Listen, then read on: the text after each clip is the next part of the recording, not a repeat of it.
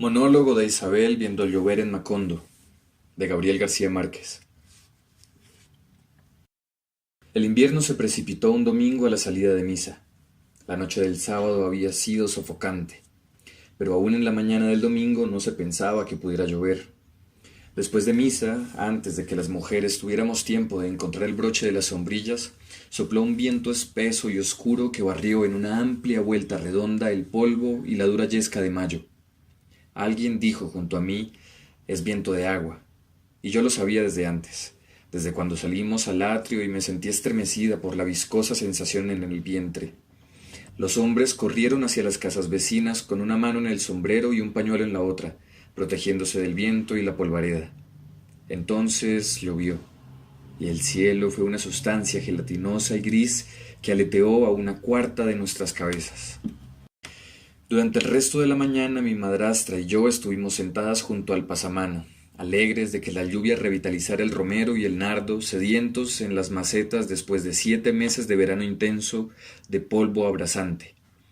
Al mediodía cesó la reverberación de la tierra y un olor a suelo removido, a despierta y renovada vegetación se confundió con el fresco y saludable olor de la lluvia, con el romero. Mi padre dijo a la hora del almuerzo: cuando llueve en mayo es señal de que habrá buenas aguas. Sonriente, atravesada por el hilo luminoso de la nueva estación, mi madrastra me dijo: eso lo oíste en el sermón. Y mi padre sonrió, y almorzó con buen apetito, y hasta tuvo una entretenida digestión junto al pasamano, silencioso, con los ojos cerrados pero sin dormir, como para creer que soñaba despierto. Llovió durante toda la tarde en un solo tono. En la intensidad uniforme y apacible se oía caer el agua como cuando se viaja toda la tarde en un tren. Pero sin que lo advirtiéramos, la lluvia estaba penetrando demasiado hondo en nuestros sentidos. En la madrugada del lunes, cuando cerramos la puerta para evitar el vientecillo cortante y helado que soplaba del patio, nuestros sentidos habían sido colmados por la lluvia. Mi madrastra y yo volvimos a contemplar el jardín. La tierra áspera y parda de mayo se había convertido durante la noche en una sustancia oscura y pastosa, parecida al jabón ordinario. Un chorro de agua comenzaba a correr por entre las macetas. Creo que en toda la noche han tenido agua de sobra, dijo mi madrastra, y yo advertí que había dejado de sonreír y que su regocijo del día anterior se había transformado en una seriedad laxa y tediosa. Creo que sí, dije. Será mejor que los guajiros las pongan en el corredor mientras escampa. Y así lo hicieron, mientras la lluvia crecía como un árbol inmenso sobre los árboles. Mi padre ocupó el mismo sitio en que estuvo la tarde del domingo, pero no habló de la lluvia. Dijo: debe ser que anoche dormí mal porque me ha amanecido doliendo el espinazo. Y estuvo allí, sentado contra el pasamano, con los pies en una silla y la cabeza vuelta hacia el jardín vacío. Solo al atardecer, después que se negó a almorzar, dijo: es como si no fuera a escampar nunca. Y yo me acordé de los meses de calor. Me acordé de agosto, de esas siestas largas y pasmadas en que nos echábamos a morir bajo el peso de la hora, con la ropa pegada al cuerpo por el sudor, oyendo afuera el zumbido insistente y sordo de la hora sin transcurso. Vi las paredes lavadas, las junturas de la madera ensanchadas por el agua. Vi el jardincillo, vacío por primera vez, y el jazminero contra el muro, fiel al recuerdo de mi madre.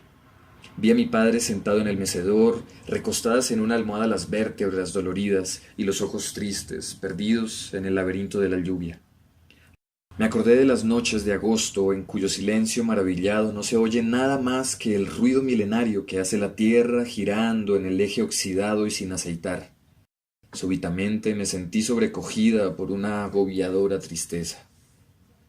Llovió durante todo el lunes como el domingo, pero entonces parecía como si estuviera lloviendo de otro modo, porque algo distinto y amargo ocurría en mi corazón. Al atardecer dijo una voz junto a mi asiento: es aburridora esta lluvia. Sin que me volviera a mirar, reconocí la voz de Martín. Sabía que él estaba hablando en el asiento del lado, con la misma expresión fría y pasmada que no había variado ni siquiera después de esa sombría madrugada de diciembre en que empezó a ser mi esposo. Habían transcurrido 5 meses desde entonces. Ahora yo iba a tener un hijo, y Martín estaba allí a mi lado diciendo que le aburría la lluvia. Aburridora no, dije. Lo que me parece demasiado triste es el jardín vacío y esos pobres árboles que no pueden quitarse del patio. Entonces me volví a mirarlo y Jean Martín no estaba allí. Era apenas una voz que me decía, por lo visto no piensa escampar nunca. Y cuando miré hacia la voz solo encontré la silla vacía. El martes amaneció una vaca en el jardín. Parecía un promontorio de arcilla en su inmovilidad dura y rebelde, hundidas las pezuñas en el barro y la cabeza doblegada. Durante la mañana los guajiros trataron de ahuyentarla con palos y ladrillos, pero la vaca permaneció imperturbable en el jardín, dura, inviolable, todavía las pezuñas hundidas en el barro y la enorme cabeza humillada por la lluvia. Los guajiros la acosaron hasta cuando la paciente tolerancia de mi padre vino en defensa suya. «Déjenla tranquila», dijo. «Ella se irá como vino». Al atardecer del martes, el agua apretaba y dolía como una mortaja en el corazón. El fresco de la primera mañana empezó a convertirse en una humedad caliente y pastosa. La temperatura no era fría ni caliente. Era una temperatura de escalofrío. Los pies sudaban dentro de los zapatos. No se sabía qué era más desagradable, si la piel al descubierto o el contacto de la ropa en la piel. En la casa había cesado toda actividad. Nos sentamos en el corredor, pero ya no contemplábamos la lluvia como el primer día. Ya no la sentíamos caer. Ya no veíamos sino el contorno de los árboles en la niebla, en un atardecer triste y desolado que dejaba en los labios el mismo sabor con que se despierta después de haber soñado con una persona desconocida. Yo sabía que era martes y me acordaba de las mellizas de San Jerónimo, de las niñas ciegas que todas las semanas vienen a la casa a decirnos canciones simples, entristecidas por el amargo y desamparado prodigio de sus voces. Por encima de la lluvia, yo oía la cancioncilla de las mellizas ciegas y las imaginaba en su casa, acuclilladas, aguardando a que cesara la lluvia para salir a cantar. Aquel día no llegarían las mellizas de San Jerónimo, pensaba yo, ni la pordiosera estaría en el corredor después de la siesta, pidiendo, como todos los martes, la eterna ramita de toronjil. Ese día perdimos el orden de las comidas. Mi madrastra sirvió a la hora de la siesta un plato de sopa simple y un pedazo de pan rancio. Pero en realidad no comíamos desde el atardecer del lunes y creo que desde entonces dejamos de pensar. Estábamos paralizados, narcotizados por la lluvia, entregados al derrumbamiento de la naturaleza en una actitud pacífica y resignada. Solo la vaca se movió en la tarde. De pronto, un profundo rumor sacudió sus entrañas y las pezuñas se hundieron en el barro con mayor fuerza. Luego permaneció inmóvil durante media hora, como si ya estuviera muerta, pero no pudiera caer porque se lo impedía la costumbre de estar viva, el hábito de estar en una misma posición bajo la lluvia, hasta cuando la costumbre fue más débil que el cuerpo. Entonces dobló las patas delanteras, levantadas todavía en un último esfuerzo agónico las ancas brillantes y oscuras, hundió el babeante hocico en el lodazal y se rindió por fin al peso de su propia materia en una silenciosa, gradual y digna ceremonia de total derrumbamiento. «Hasta ahí llegó», dijo alguien a mis espaldas, y yo me devolví a mirar y vi en el umbral a la pordiosera de los martes que venía a través de la tormenta a pedir la ramita de toronjil. Tal vez el miércoles me habría acostumbrado a ese ambiente sobrecogedor si al llegar a la sala no hubiera encontrado la mesa recostada contra la pared, los muebles amontonados encima de ella y, del otro lado, en un parapeto improvisado durante la noche, los baúles y las cajas con los utensilios domésticos. El espectáculo me produjo una terrible sensación de vacío. Algo había sucedido durante la noche. La casa estaba en desorden. Los guajiros sin camisa y descalzos, con los pantalones enrollados hasta las rodillas, transportaban los muebles al comedor. En la expresión de los hombres, en la misma diligencia con que trabajaban, se advertía la crueldad de la frustrada rebeldía, de la forzosa y humillante inferioridad bajo la lluvia. Yo me movía sin dirección, sin voluntad.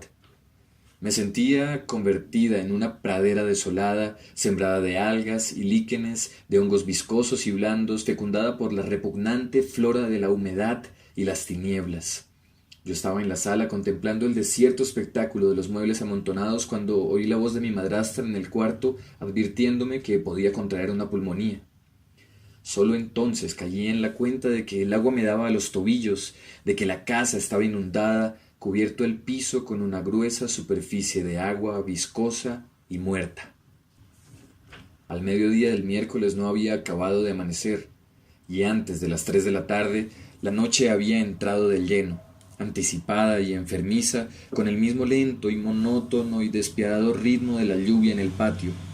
Fue un crepúsculo prematuro, suave y lúgubre, que creció en medio del silencio de los guajiros que se acuclillaron en las sillas contra las paredes, rendidos e impotentes ante el disturbio de la naturaleza. Entonces fue cuando empezaron a llegar noticias de la calle. Nadie las traía a la casa. Simplemente llegaban, precisas, individualizadas, como conducidas por el barro líquido que corría por las calles y arrastraba objetos domésticos, cosas y cosas, destrozos de una remota catástrofe, escombros y animales muertos.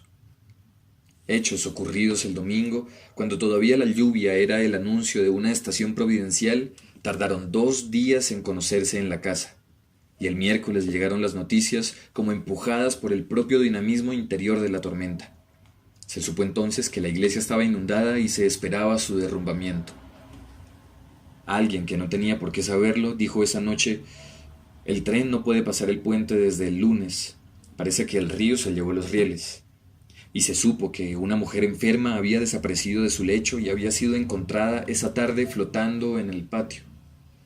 Aterrorizada, poseída por el espanto y el diluvio, me senté en el mecedor con las piernas encogidas y los ojos fijos en la oscuridad húmeda y llena de turbios presentimientos. Mi madrastra apareció en el vano de la puerta con la lámpara en alto y la cabeza erguida. Parecía un fantasma familiar ante el cual yo no sentía sobresalto alguno porque yo misma participaba de su condición sobrenatural. Vino hasta donde yo estaba. Aún mantenía la cabeza erguida y la lámpara en alto, y chapaleaba en el agua del corredor.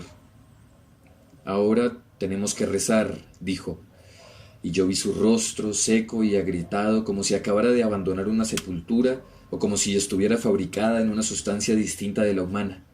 Estaba frente a mí, con el rosario en la mano, diciendo: «Ahora tenemos que rezar. El agua rompió las sepulturas y los pobrecitos muertos están flotando en el cementerio». Tal vez había dormido un poco esa noche cuando despertó sobresaltada por un olor agrio y penetrante como el de los cuerpos en descomposición. Sacudí con fuerza a Martín, que roncaba a mi lado. «¿No lo sientes?», le dije. Y él dijo: «¿Qué?». Y yo dije: «El olor. Deben ser los muertos que están flotando por las calles». Yo me sentía aterrorizada por aquella idea, pero Martín se volteó contra la pared y dijo con la voz ronca y dormida: «Son cosas tuyas. Las mujeres embarazadas siempre están con imaginaciones». Al amanecer del jueves cesaron los olores, se perdió el sentido de las distancias. La noción del tiempo, trastornada desde el día anterior, desapareció por completo. Entonces no hubo jueves. Lo que debía serlo fue una cosa física y gelatinosa que habría podido apartarse con las manos para asomarse al viernes. Allí no había hombres ni mujeres. Mi madrastra, mi padre, los guajiros eran cuerpos adiposos e improbables que se movían en el tremedal del invierno. Mi padre me dijo: «No se mueva de aquí hasta cuando no le diga qué se hace». Y su voz era lejana e indirecta y no parecía percibirse con los oídos sino con el tacto, que era el único sentido que permanecía en actividad. Pero mi padre no volvió, se extravió en el tiempo. Así que cuando llegó la noche llamé a mi madrastra para decirle que me acompañara al dormitorio. Tuve un sueño pacífico, sereno, que se prolongó a lo largo de toda la noche. Al día siguiente la atmósfera seguía igual, sin color, sin olor, sin temperatura. Tan pronto como desperté, salté a un asiento y permanecí inmóvil, porque algo me indicaba que todavía una zona de mi conciencia no había despertado por completo. Entonces oí el pito del tren, el pito prolongado y triste del tren fugándose de la tramontana. Debe haber escampado en alguna parte, pensé, y una voz a mis espaldas pareció responder a mi pensamiento. «¿Dónde?», dijo. «¿Quién está ahí?», dije yo mirando, y vi a mi madrastra con un brazo largo y escuálido hacia la pared.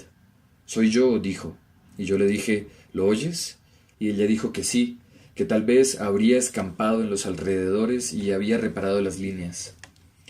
Luego me entregó una bandeja con el desayuno humeante.